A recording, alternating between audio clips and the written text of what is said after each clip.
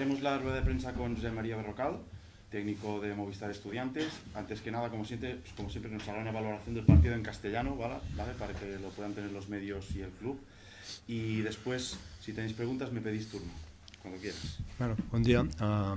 Felicitar a Manresa, ha hecho un gran partido.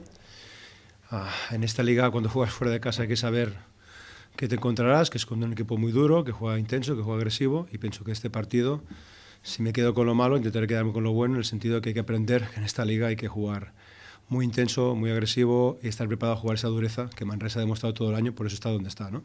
Entonces, ahora que nos quedan muchos partidos fuera de casa, hay que aprender y hacerlo en casa contra Zaragoza y lo que nos queda. Preguntes pel Josep Maria?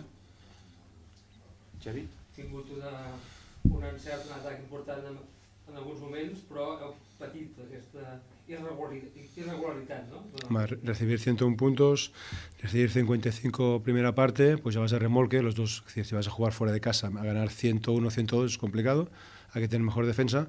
También me quedo que en la segunda parte, perdiendo, pues hemos tenido un triple para tirar, para meter, para ponernos a 3 puntos, que eso es importante. Bueno, en esta liga ese triple lo metes, a lo mejor se cambia el signo final del partido, eso hay que creer siempre, incluso jugando mal algunos momentos. Esa es la parte positiva que tienen Estudiantes ahora, que nunca se rinde, pero hay que evitar llegar a ese punto tan delicado de tantos puntos de diferencia. Pienso que vamos a dar ese paso porque hay que darlo.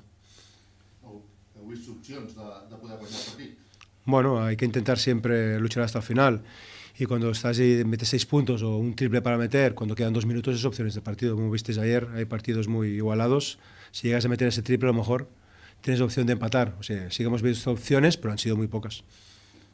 Us heu trobat un Baxi Manresa que està en una forma espectacular, ¿no? Bueno, Manresa está desde el principio, no es revelación, fue el principio, ahora es una realidad, es un equipo muy conjuntado y eso da, lo habéis visto aquí, cuando todo va mal, dinámica negativa, es muy difícil salir, y cuando todo va muy bien, dinámica positiva, pues todo el mundo crece, es donde está Baxi Manresa ahora y por eso está en la posición que está.